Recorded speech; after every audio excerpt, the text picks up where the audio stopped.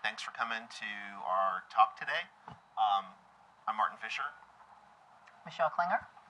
And today we're going to be talking about how your PCI assessor is either your best friend or your worst enemy, and you get to choose. And yeah, he's back there. So I'm sort of going to be doing the anti-Josh Corman thing today.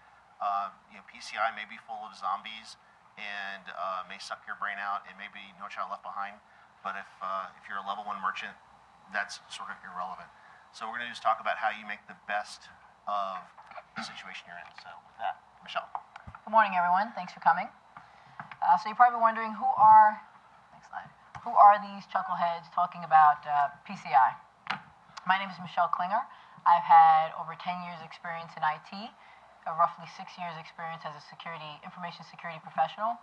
Some of that experience has been in doing security assessments as well as, unfortunately, doing PCI assessments. Currently, I am a senior security consultant with EMC, and we help clients triage their security. I want to say solve, but that's probably using a harsh word. We're just trying to do the best that we can for them. My name is Martin Fisher. I'm the Director of Information Security for WellStar Health System. We're a very large integrated health network in the Atlanta metropolitan area. Previously, I spent some time, as the lawyers tell me to describe it, as a large airline based in Atlanta, I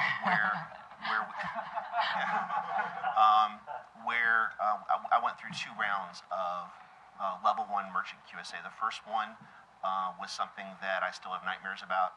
The second one actually went extremely well, and we got a lot of value out of it. So with that background, I'm a strong believer in pragmatic and effective security. I'm not overly technical. I just want stuff to work, and I want to be able to go home at night and not worry too much. So what's this talk all about? We're not here to rehash the countless arguments whether PCI is good or bad. Been there, done that, quite frankly, tired of it. We're here to discuss how to make what some consider a painful process less painful and hopefully more beneficial. Most importantly, what can the QSA do to assist in helping strengthen your security program? Believe it or not, there are actually QSAs out there that are information security professionals, and they're not there just to check the box and write the report. So with this talk, what we're going to be doing is, from the QSA's perspective, what can organizations do to make the PCI assessment go more smoothly and to get more value out of your QSA? From the CISO perspective, we're going to talk about how to get an effective and accurate ROC, which, as we can agree, is important. We're also going to talk about how to take this experience and again, use it to strengthen your security program. And all that summed up is we want truth. We want to know the truth about our security and compliance postures. Even though you may hate compliance, you need to know where you stand. We want to know the truth of what our employees are doing and saying. At the basis of it, from a blue team information security perspective, we care about truth. At least we should, no matter what it is. Whether it puts us in a good light or a negative light, it's about a search for the truth. So, really simply, what you think you know about PCI assessments is quite probably completely wrong. An assessor is in a very bizarre situation. They're not an external auditor, right? As a member of the management team, you do not have a legal fiduciary responsibility to cooperate with them. Okay? I'm not saying don't, but I'm saying you're not going to go to jail for lying to a QSA.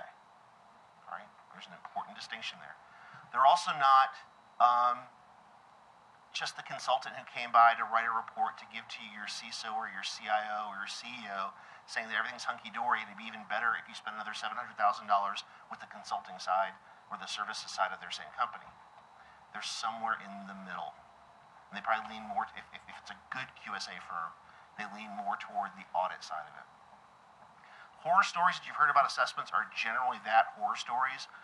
Like most stories, there's 2 sides to it.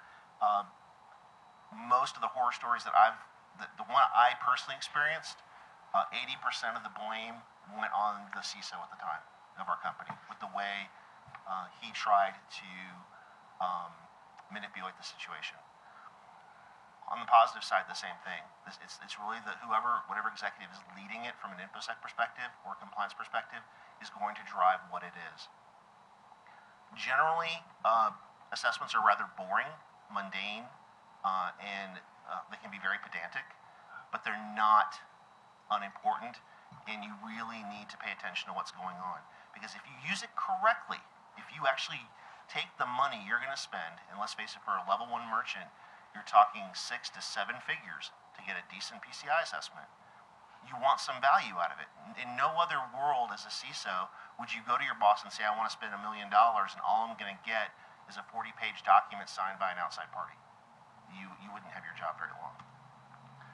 So we're going to talk briefly about before the assessment.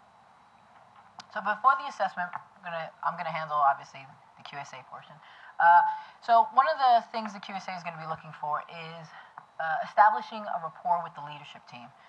That's meeting with the stakeholders and the team members that you're going to be working with.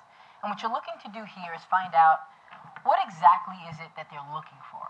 Yes, they're more than likely looking for a compliant ROC, but what if there's more? And hopefully there should be more. What are they looking to get out of this report? I think we can agree that the majority of the PCI requirements we might classify as Security 101 items, but there are some organizations that can't even implement or get projects pushed through and passed and approved to implement Security 101 initiatives. So you're looking to find out, is this an organization that's looking to get this report and use it to push through those initiatives, not just the compliant ROC, but to get some projects passed to strengthen the security program. Document preparation, document preparedness. What's this mean? This is, quite frankly, the difference between a shitty assessment and one that actually gets stuff done. How a QSA validates the PCI requirements is not a secret. That is documented and available for public consumption and should be, and I recommend, it should be something you look at as soon as you decide to go through with the PCI assessment. Not the morning of or the night before the QSA shows up. So document preparedness. These are the documents that the QSA will be asking for, collateral evidence, to determine whether requirements are in place. A lot of times the QSA is looking to get some sort of a warm and fuzzy feeling, some truthiness to the document, some believability. And how can you provide that to the assessor? Providing dates on documentation is a good idea wherever possible. When you provide a screenshot or configuration file, if there's some way to get a date in there, that's beneficial. The QSA is looking that this document represents as close to real time as what's going on in the environment, as close to what's actually being done. Another item that one can do, which I happen to love, is you gather all these documents, you print a bunch of stuff out or electronically, have some sort of a mapping mechanism where these documents map to these requirements or are looking to satisfy these requirements. That is huge. That eliminates the QSA's overhead by gazillion times. Now, why do you care if the QSA's overhead is minimized?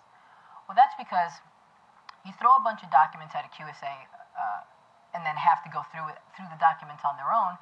They might have no idea what you were trying to satisfy. So what you're going to do is you're going to create an environment where the QSA is now bombarding you with a bunch of questions. What is this document? What did you mean? What did it have to go to? Yes. Okay. As a CISO, the really bad thing there is one of the defense mechanisms we use, and I know I have in the past, is you want data? Okay, here you go. And you dump, umpty-ump documents on somebody going, good luck making heads or tail out of that. Here's the challenge with the QSA. They're used to it, and what you're going to do is you're going to piss them off, and they're going to start a fishing expedition.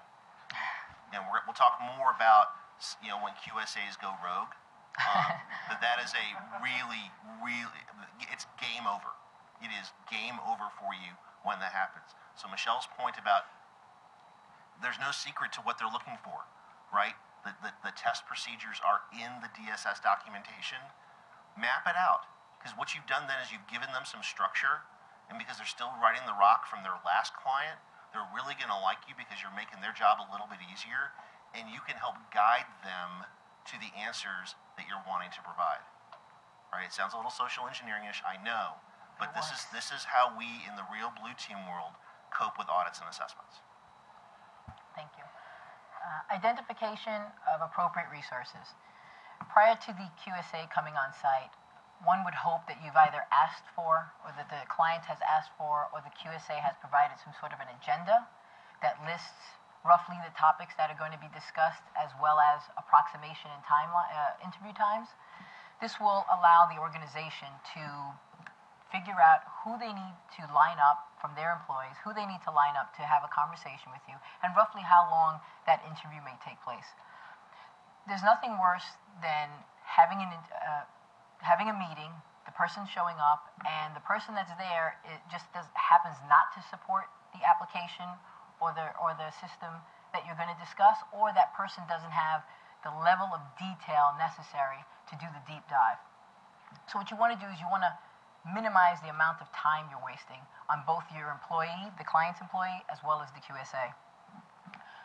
QSAs understand that this is going to interfere with the day-to-day activities, and they actually don't want to do that. They want to minimize that as much as possible.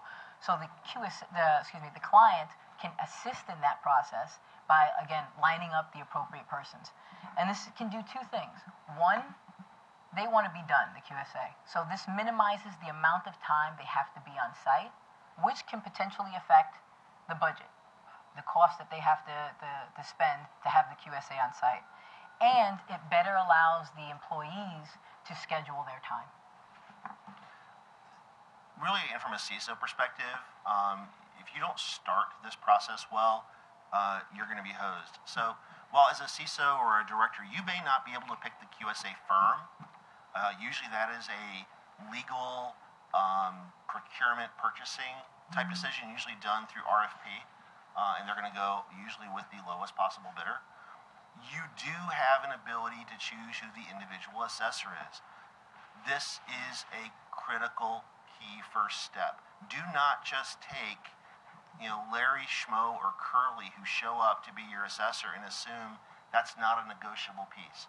You need to interview potential QSA candidates just like you would interview an employee. Throw hypotheticals at them. If their personality is one that is going to just rub everybody on your team wrong, don't use that person, okay? Because they're going to be asking a lot of questions that if your folks are the slightest bit defensive about potential deficiencies or gaps, it is just the temperature is going to get extremely high, and you can only lose when that situation happens.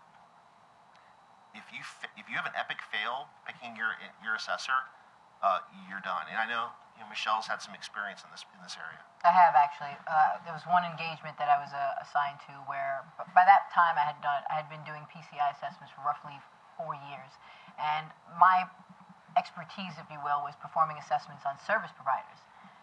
They're a group that people tend to forget about in the discourse with PCI assessments. But anyway, so that was my major experience, and I had been assigned to perform an assessment for a merchant.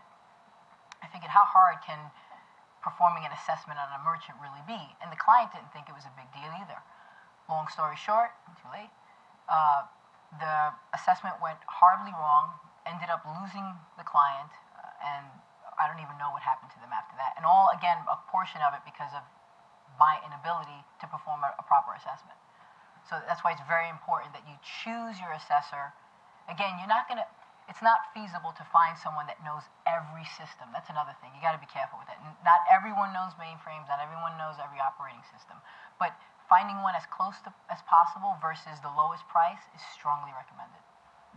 The other thing is you need to be honest as a CISO. And I'm not saying it's like walking into a confession booth, forgive me, assessor, for I have sinned, and just lay everything out. I'm not advocating that at all. But don't lie. Okay? I have seen up close, in person, with a Best Supporting Actor nomination, seen and participated in this movie, and it ends horribly badly because once you've lost your credibility with the QSA, their only recourse is to do a fishing expedition. and it's ugly, and it's painful, and you don't want to be there. You also need to make sure, and we'll talk more about it in a bit, is making sure your team understands that lying to the QSA is going to give them the opportunity to add value to organizations other than yours very quickly. Don't tolerate it from your staff. The other thing is sort of the Will Wheaton rule. Will Wheaton's philosophy is don't be a dick, right? You'd be surprised how many of my peers, when they encounter third parties who are grading them, just turn into raging buttholes. It's amazing. And I'm stunned because these are the same men and women who, if they get a chance to be in the elevator with the CEO, can turn the charm on to try to get whatever kind of money they can for their program. Yet a person who's writing a report card that if they fail has potentially huge financial impact to their company, just become a 12-year-old. So just don't do that. All right, so if you screw this up as a CISO, it's going to be really, really hard. If you have the wrong QSA or you establish a really bad relationship at the beginning, it's a nightmare. Now, I have seen people who have realized that, oh my gosh, this is about to become an apocalyptic event. Sometimes I've seen one case successfully someone reach out to the QSA firm and say, look, this is starting badly. You don't want to lose us as a customer. We don't want a crappy rock. Can we start over again with some different people? Now, there was money involved because the QSA firm obviously is not going to write off all the expenses they had. But the QSA firm realized there was blame on both sides, and they were willing to restart the process. And I think that actually saved that CISO's job. So start well, and just go slow. And again, don't be a dick. All right, so during the assessment.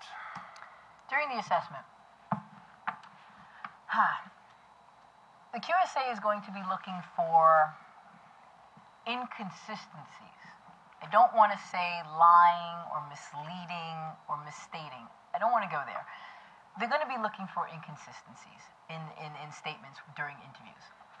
Now, one of the techniques that he used are using of repetitive questions during interviews. Whether when interviewing different departments, different personnel, we're going to be asking roughly the same question over and over again for a couple of reasons. We do this to confirm the answers that were previously given, we understood. Sometimes explanations happen and you might have misunderstood something, so you ask again, and the consistency means, okay, I wrote it down correctly, I've gotten this information. The second reason is based on how the question is framed, you can impart to the interviewee or the QSA can impart to the interviewee that you have some level of understanding of their environment. You don't need to give me, the interviewee does not need to give me an answer from the very beginning. Look, this is how much I know. Let's start from here and move forward with the interview or with the answers. And the last reason for the repetitive questions is to actually find the inconsistencies.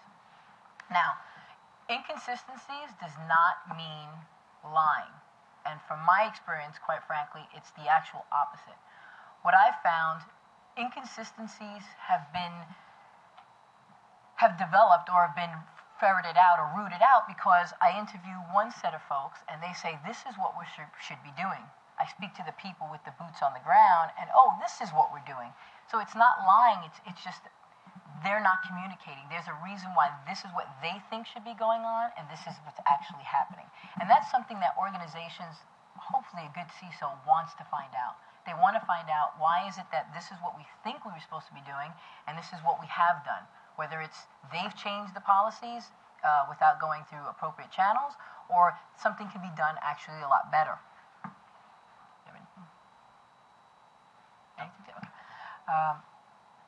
Meeting ditchers. I can't tell you how many times I've been stood up for meetings, just not showing up or not joining the conference call. The QSA, you have to understand, as well as the people being interviewed, want this to be done, right? I mentioned earlier, this is disruptive. Not showing up for meetings or just blowing them off or just canceling them can be handled a lot better. So the QSA is looking for meeting ditchers to have, or people who are going to not make meetings, to handle it a little bit better. Cancel as far in advance as you possibly can. but not only cancel, but have a follow-up date and time to suggest for the reschedule. You don't want to waste the QSA's time by them having to now track you down just to reschedule an interview. It just wastes time.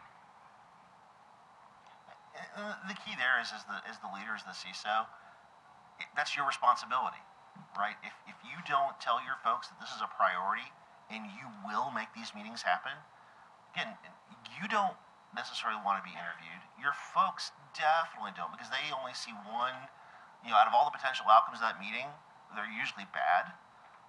But you've got to make sure they understand the pain of not showing is worse than any possible pain that'll happen that comes out of that meeting.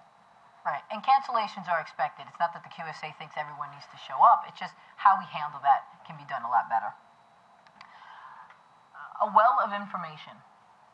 Although not always possible, a QSA likes to find an organization that may be able to provide them with 2 to 3 people that may know 80% of the information. This helps to gather the information, because you can sit with them for larger chunks of time, and you can get the information a lot quicker and get the QSA can be done and then leave the facility. Yes, it's going to be a time suck for those 2 to 3 folks, but it will make the process go quicker. And the key thing is, if you do have those 2 to 3 people, the gods have been smiling on you. Before the QSA shows up, you need to sit down with them and make sure they understand what the DSS is looking for, what the testing conditions are for each one, so they know how to answer the questions. It's sort of like if you've ever been deposed, your attorney is going to prep you for a deposition. And I'm not saying it needs to be adversarial, but your folks, if you have this 2, 3 people, they need to understand what the QSA's role is and what the scope of the answers needs to be. And then we go on to managerial support.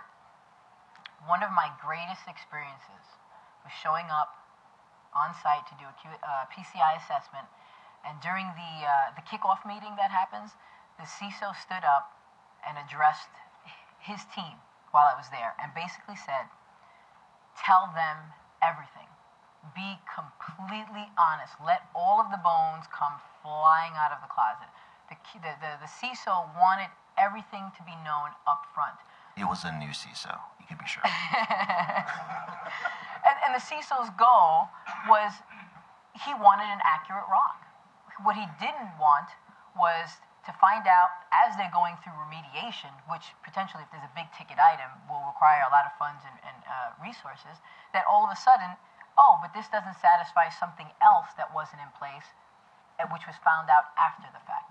So the CISO wants an accurate rock, and they want to make sure that they don't want anything biting them in the ass later. They want to have a good idea of what remediation they need to do. So then with the CISO's job, this is really the hardest part, because there's very little you can actually do. But you need to be careful. You don't want to strong arm the QSA. For God's sake, don't try to muscle the QSA. If you start trying to exert improper influence on the assessor, you are going to get in trouble.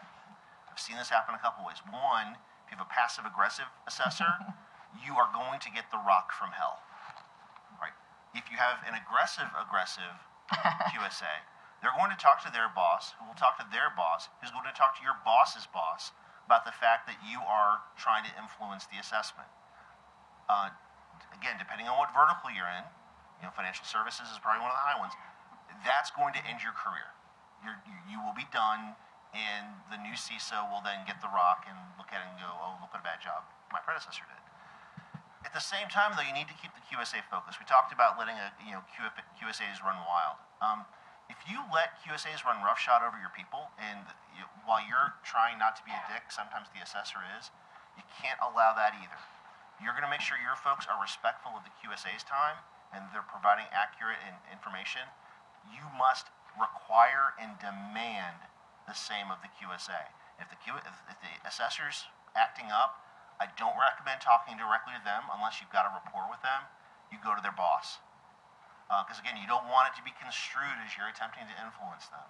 But you can have a conversation with their supervisor, with the account executive or whoever, and say, look, there have been unprofessional behaviors.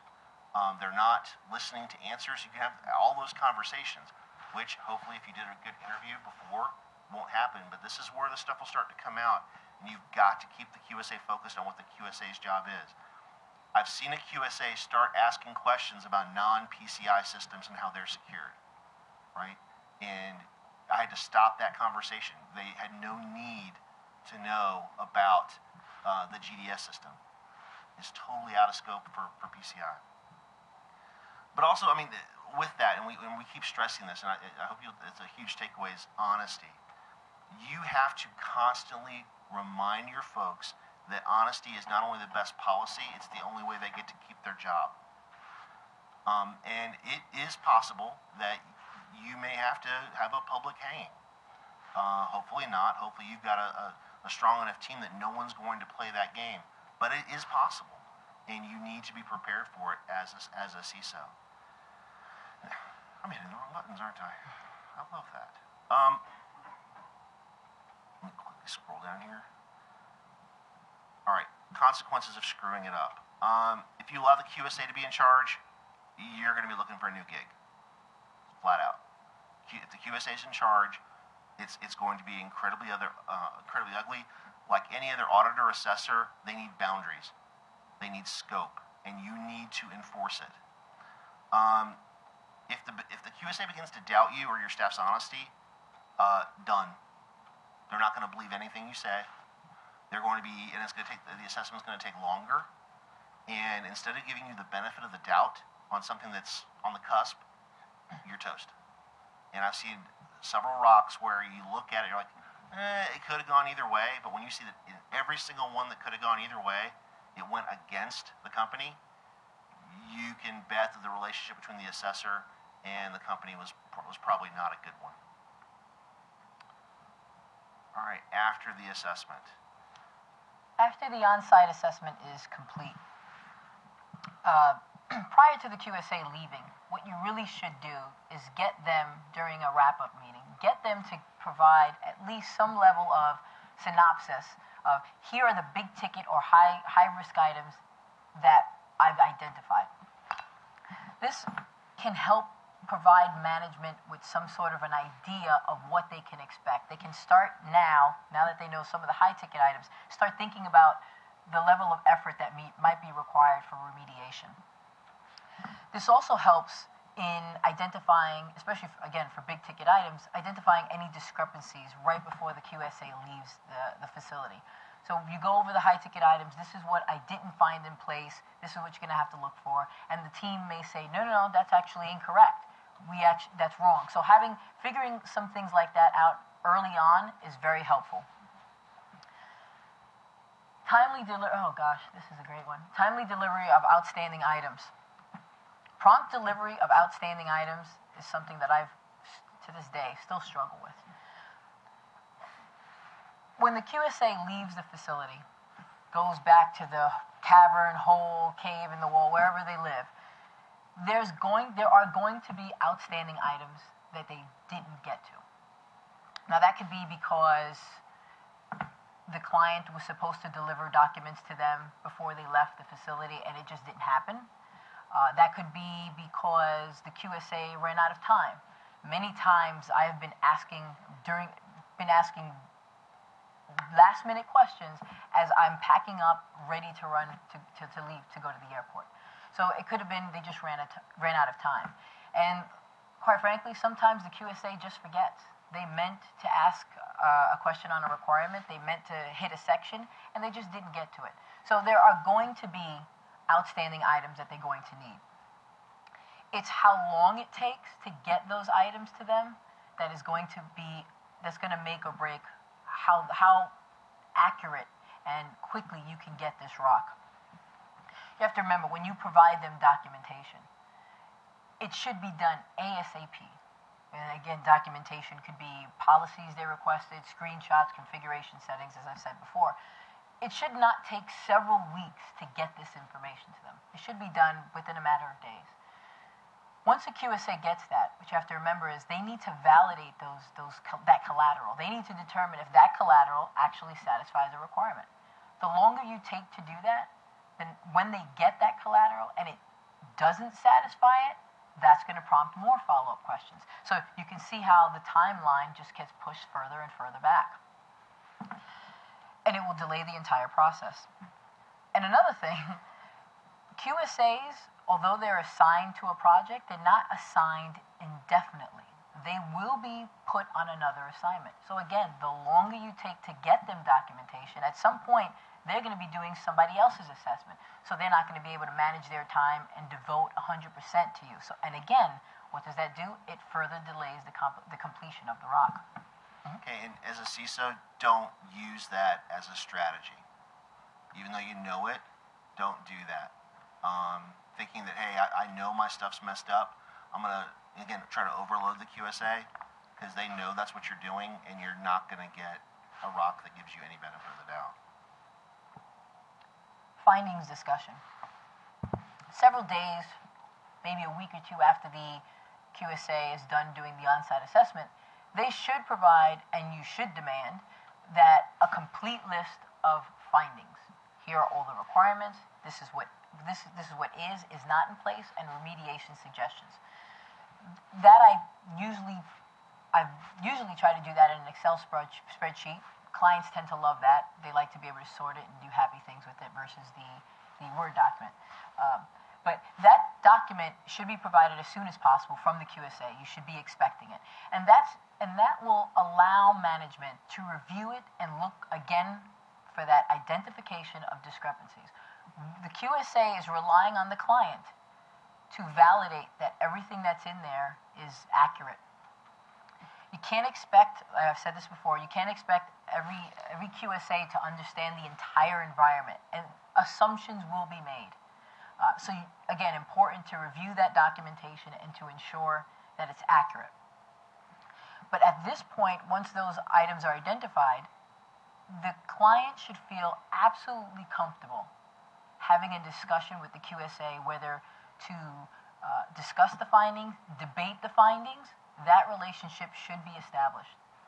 The QSA is there, should be there. The QSA that you hired should be the one that is comfortable with you to have discussions on reevaluating the PCI requirements, discussing their intent over again. Many times I've said something's not in place, and the client and I will sit down and, okay, well, let's discuss it. I don't know that system 100%. Some assumptions were made.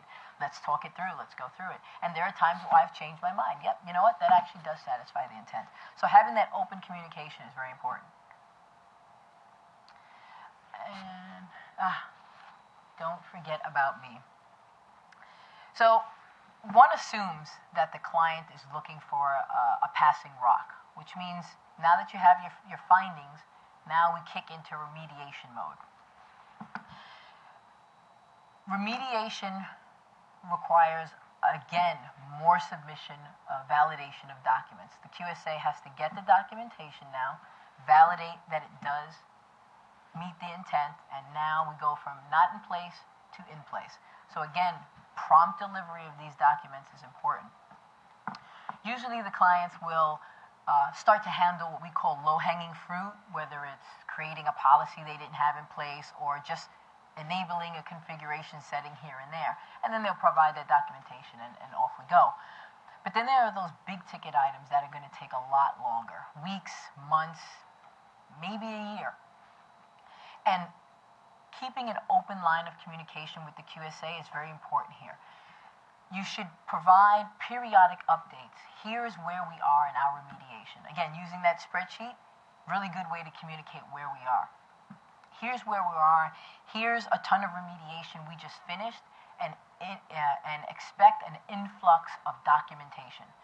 Now, this helps the QSA. Again, maybe they're not still assigned to your project, but this allows the QSA then to manage their time. Okay, you know what? A bunch of documents are coming in. Let me make sure that I set aside some time at the end of the week. Or some validation requirements require a WebEx or the QSA to come back on site. So keeping the QSA appraised of where you are in your remediation is very important. And as a CISO, the worst thing in the world that can happen after the assessment is over is being blindsided by something. After every time the assessor is talking to your folks, you need to have a debrief or someone on your management team needs to have a debrief with the team. So you get a sense of what was found, and you can immediately, because you've obviously been studying the DSS, you're already thinking what remediation is going to be, and you can actually start remediation work. You need to keep your commitments, not just to the QSA, but to your folks as well. If one of your folks, in being brave and honest, reveals something that you wish they hadn't, you ethically, professionally need to let that go, right? They were following your number one thing. Sometimes in an assessment or an audit, your dirty laundry comes out, and you just, you know what? Man up, deal with it. The biggest thing, though, the biggest mistake too many CISOs make is they don't realize the rock is negotiable. Now, I'm not saying that you can bend reality. I'm not saying that at all. But for example, in certain industries, certain words have much different meaning than they do to the general lay public. And if in your conversation with the assessor, if they keep using a word that to them says, hey, this is a middle-sized problem, but in your world, it means, the four horsemen are saddling up, explain to them the cultural context of that word, and generally they'll go, oh, wow, I don't want it to mean that, and then you can work on what's an appropriate word within the context of your organization. The last thing you want to do is have that rock not be speaking in a language that your board of directors, your governance group, and more importantly, your boss is going to misunderstand. The key challenge here, I think, is if you screw this up, this is your job. I mean, this is what CISOs do. We take these issues and we have our program and we try to make it happen. If you do this badly, just don't do it badly, okay? This needs to be your priority when it's going on, okay? So after the rock, wow, QSA's got a great time here. I'm done. Just take me away. Drinks with umbrellas in them. Boy toys. Yeah. Just. All right. So as the CISO, you get the rock back, and what your number one job is putting those findings into context. Hopefully, there aren't words in there that cause people's hair to catch on fire, but you need to provide context, because remember, unless you are a service provider, your PCI implicated systems are not everything you're securing, right? It's a portion of what you do. I currently work for a healthcare provider. Everyone pays their copay via credit cards and all that, but my credit card receipts are less than 3% of our total revenue. It's important, but there's a context that you need to provide. And the next thing when you get this rock in, right, there's going to be at a minimum observations. Who's ever been through an audit or an assessment and the report was everything's fine? Yeah, nobody, right?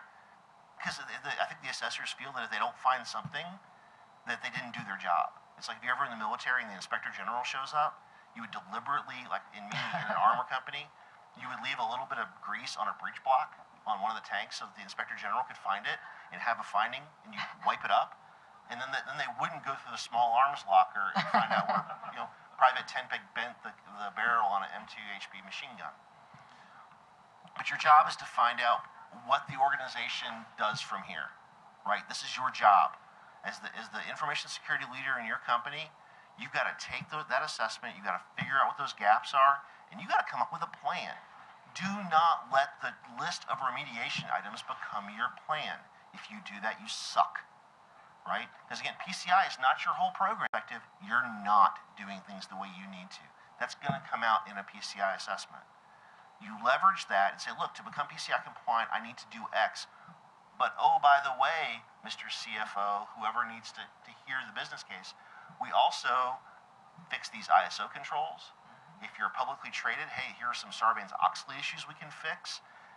If you're in financial services or whatever, for me, the HIPAA security and privacy rules, or even better, the Joint Commission. The Joint Commission says you have to do it in a hospital. It is as though it came down from an angel on platters of gold. All right? If you can tie all that together and give reason after reason after reason you need to implement something for your security program, that is gold.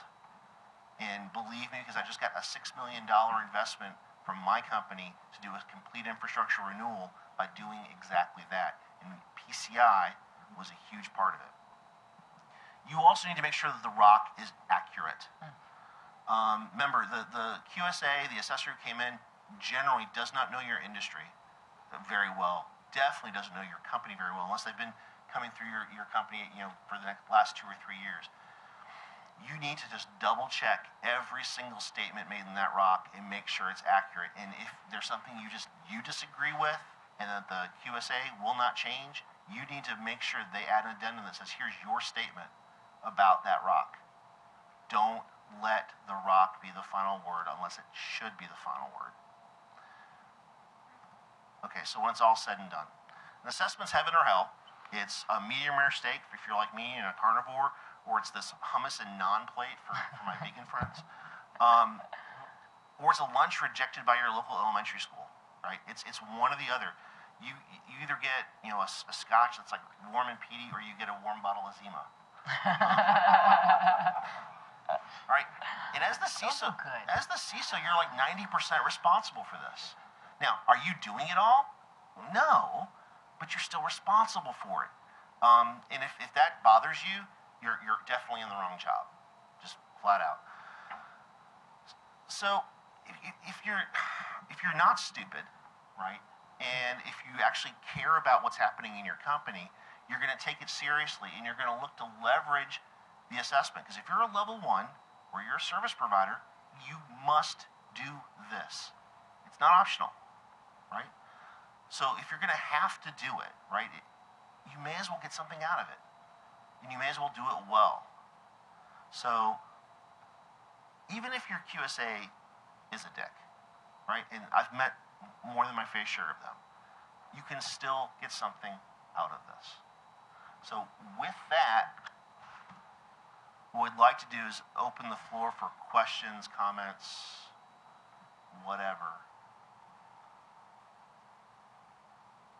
Wow, we were that good? I don't go that far.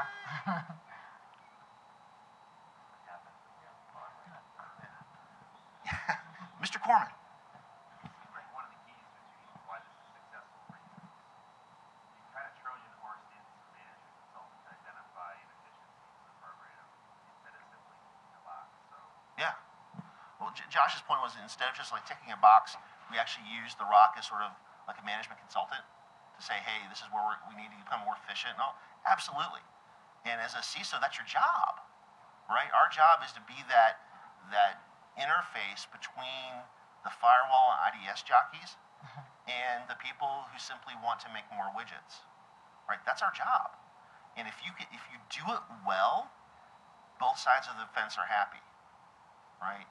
And you get to keep your job for longer than the average 30 months that a CISO has these days.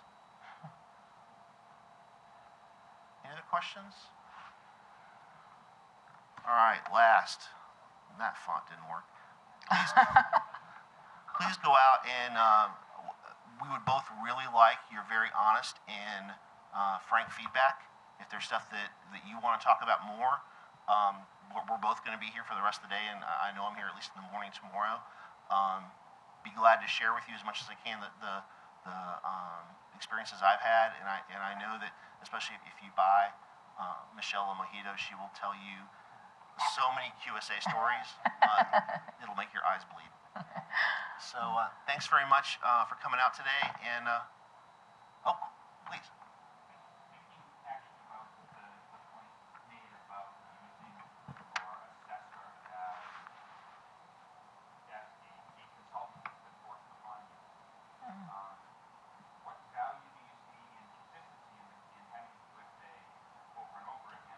Good question.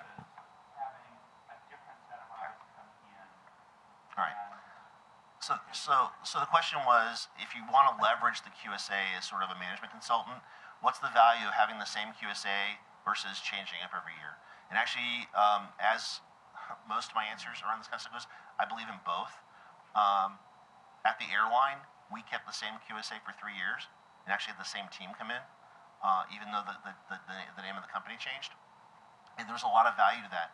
But comes a point of diminishing returns to where they know what to expect, and we decided to change to another company. So I think it's good to use the same QSA for a couple, 3 years, or at least until you figure out they're not really giving you that much benefit. Then switch it over, right? And then you're going to have these people who want to prove that your previous QSA was full of crap, and here's all your problems, and so there's it's not quite the hamster wheel pain, but it's continuous improvement if you do it right. But it is a risk.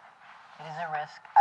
You have to acknowledge that it is a risk having a QSA come in and completely disagreeing with everything the last QSA said was in place, and it does happen. But it's a good idea if you're looking for honesty. Again, it goes back to what kind of QSA you find, and part of that vetting process that Martin mentioned. You should hopefully be able to find through the interview process a QSA that is level-headed. A lot of times that I find those discrepancies between findings of disagreement, it's usually for someone that's very black and white. In place, not in place, versus, there's levels of gray. So finding that can help minimize that as well. Yes, sir.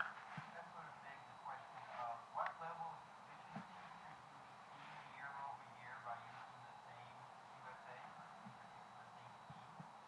It's going to depend. If you have a highly complex environment that requires a whole lot of read-in, it can help you a lot. If you're basically using, especially if you're using systems you wrote, for example, at the airline we wrote our own tokenization engine, and it was fantastic, but it took a while to get the assessor to understand how we were doing what we were doing. But if you're using general out-of-the-box point of sale kind of stuff, the ramp-up time is probably a heck of a lot lower. Like a lot of answers, it depends. Where I'm at in the hospital, even though I'm not a level 1, we did bring in actually Michelle to help us out do an assessment. Would I expect the work EMC did to go faster the next time they come in? Yeah, because they know a lot of the business processes we use, even though we're in the process of ripping and replacing 80% of the technology in the system. Yes, sir. I was just going to add on. I'm a level 1 service provider. I've been doing this for years now. And don't underestimate the PCI Council's ability to change the rule that you're doing. Yeah. But certainly, having the same provider come in for at least 2 or 3 years does help me faster. It also, if you get a good relationship with the QSA, that definitely helps with that. It helps using the same QSA because they understand, like Martin said, the business processes behind it. But if you've changed your environment, they don't have to go through the initial understandings. They can just focus on the changes. So that helps as well. All right, well, thanks very much, y'all. I hope you enjoy your lunch.